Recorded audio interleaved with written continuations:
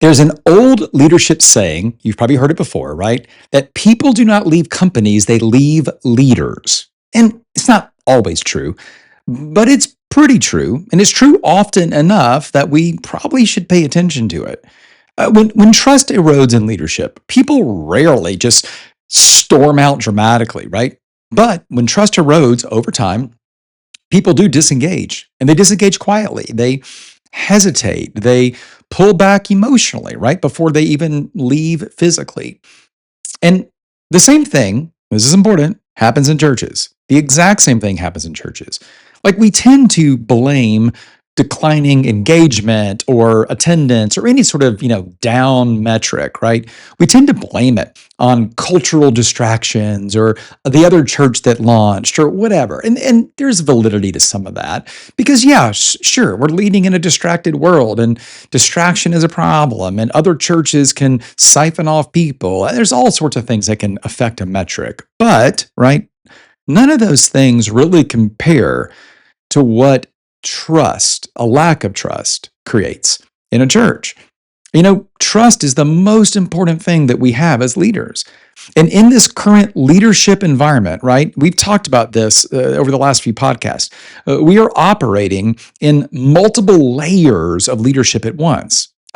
We don't have time to unpack all of this again in this podcast. But in fact, if you've got 15 or 20 minutes, I would highly encourage you to go back and listen to the last two podcasts where we've unpacked it in detail. I think it'll be well worth your time if you're a leader in any level, whether you're in the church or not. But so very quickly at a high level, though, here's kind of what we've said. Experiences, that's the foundation. Experiences in the experience economy attracts. It's layered, though, with three other things. Attention distributes, trust sustains, that's today, and transformation drives growth.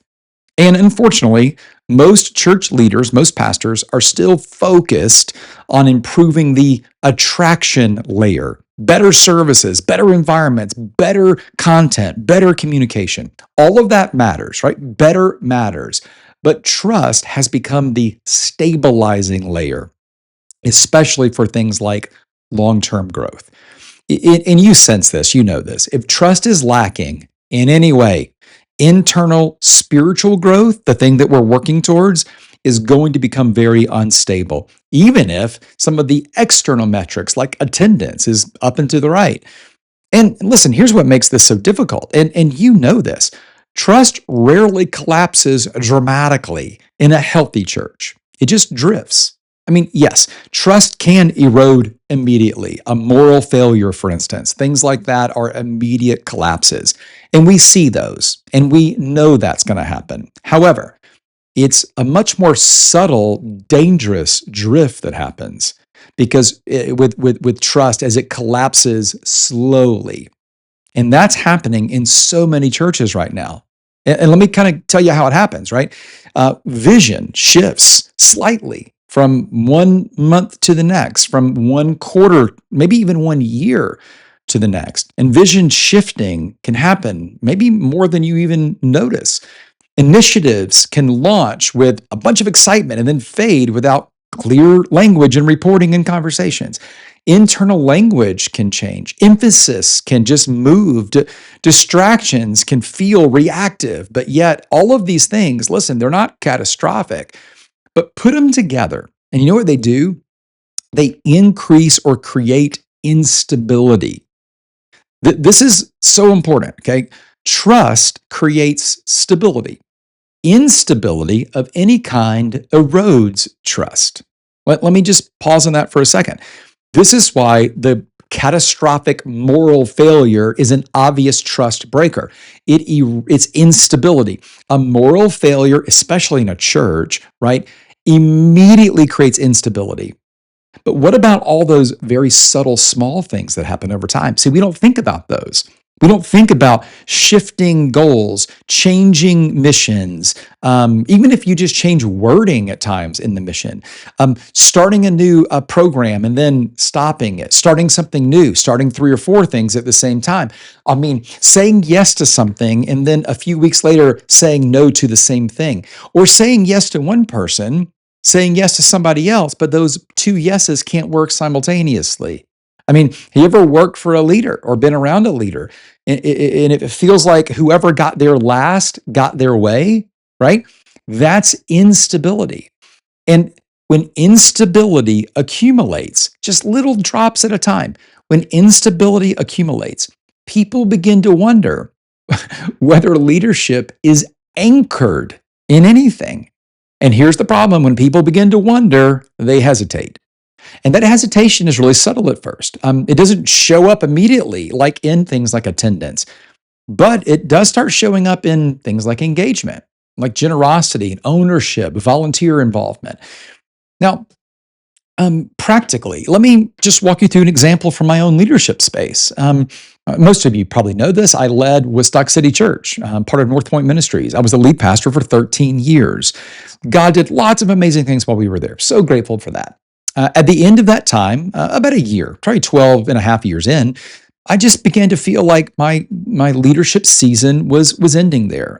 God called us to help revitalize it and rebuild it, and we did all of that. And God did all of that. We got a front row seat for it, but we got to watch the most amazing things happen. And we moved into our first permanent facility and grew and led through all sorts of change, led through pandemic. I mean, all of that. But I just began to sense that the calling God had for us, I mean, I didn't hear this out loud, but it felt like God kind of was saying to my wife and I and our family, hey, well done, good and faithful servant. You did what I asked you to do. And it felt like God was releasing me for something else. By the way, what I'm doing right now. And so began to talk to Andy Stanley about that. We began to think about what that meant for me and what it meant for our church. Luckily, I had an amazing leader, pastor, who had been on our staff for 7 years, who had taken something I started. We started a college ministry, and I was having like a couple of dozen students come to this thing. Samar Masad, when we hired him, grew it to over 1,000 students. I mean, seemingly overnight. This guy is an unbelievable pastor, such a great leader. I mean, just incredible at the job. I think better than I am at the job. And yet, when we made the change, and when I left, and listen, we could not have been more strategic. I got to announce my departure, talk about why, celebrate all of that, allow people to celebrate with me. A few weeks later, I got to announce Samar as our new lead pastor. And I say our because I still do go to that church. I got to put my arm around him and call him my pastor now. I got to pray over him publicly. For about 4 or 5 weeks, every Sunday, I got to stand on stage with him, stand in the hallways with him, laugh with him publicly, because we still do genuinely love each other. We did it as well as you could possibly do it. And yet, that leadership change created some amount of instability in our church. And that instability eroded some of the trust. And Samar had to go to work immediately rebuilding leadership trust, even though everyone in our church knew him. We had bragged about college ministry for years and years and years. He had preached several times on our stage. He had been a part of lots of pastoral moments. He was not an unknown outside leader that we were bringing in. He could not have been more well known. And I don't think we could have done a better job of passing the baton of trust to him. Yet, that change created some instability. That's how easily instability can accumulate, and how dangerous it can be in leadership. So let me make this really practical as we kind of think about what do we do with this, right?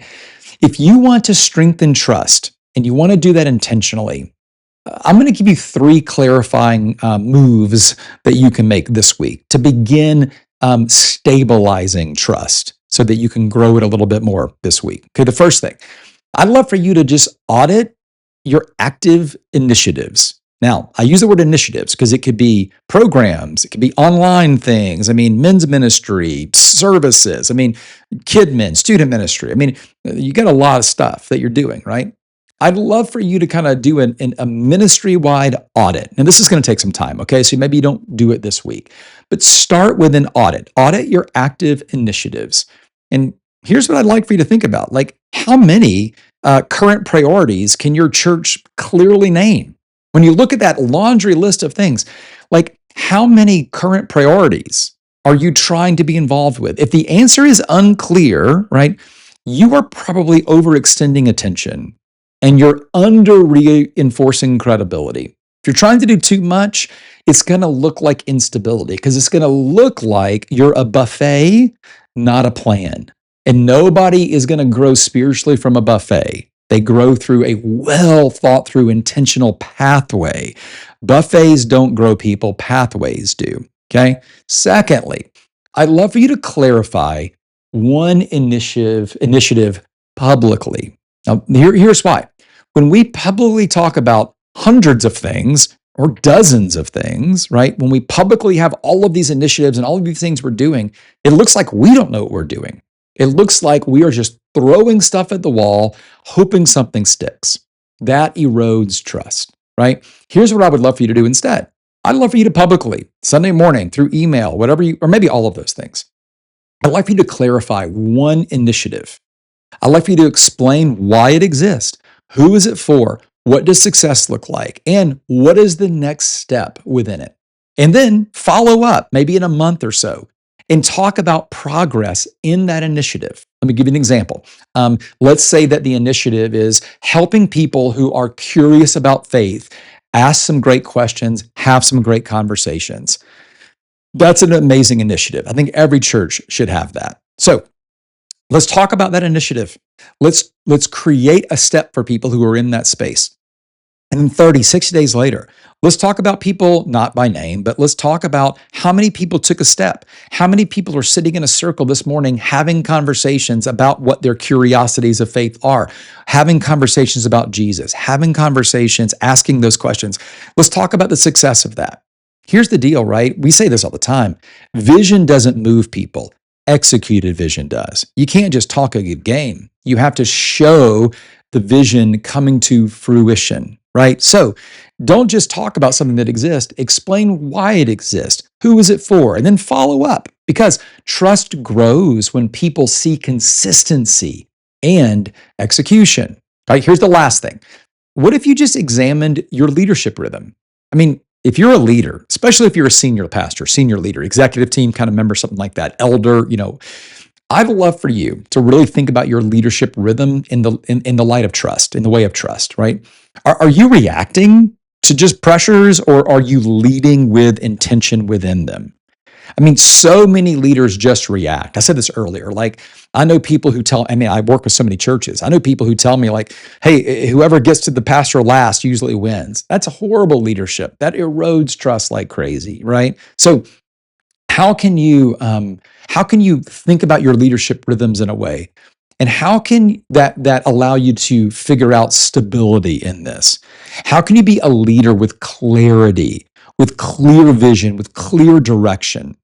By the way, and I don't say this to sell it in any way, this is why the 5 rights system that I use is so helpful for leaders, because you're not left guessing. The 5 rights helps you think about the right people getting the right message at the right time in the right way that leads to the right next step. That's it.